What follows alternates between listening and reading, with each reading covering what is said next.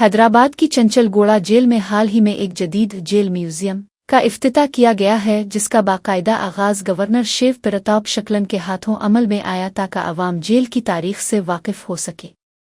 इस अनोखे म्यूजियम को इस तरह तरतीब दिया गया है कि ये ज़ायरीन को कैदियों की ज़िंदगी और जेलों में होने वाली इस्लाहात के बारे में तफसीली मालूमात फराहम कर सके, जो कि तालीमी लिहाज से भी अहम है। इस मंसूबे की सबसे ख़ास बात फेल दी जेल नामी एक प्रोग्राम है, जिसके तहत आम शहरी एक मखसूस फीस अदा करके 24 घंटे के लिए एक कैदी की तरह जिंदगी गुजारने का अमली तजर्बा हासिल कर सकते हैं।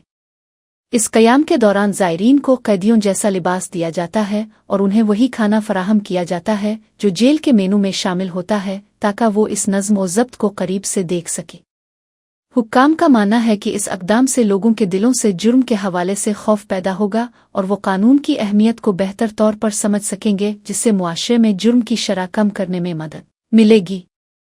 अब ये म्यूजियम सयाहों और मकामी लोगों के लिए एक मरकज़ी तवज्जो बन गया है, जहां लोग तारीख़ के साथ साथ एक बिल्कुल मुख्तलिफ इंसानी तजर्बे से गुजरने के लिए बड़ी तादाद में पहुंच रहे हैं।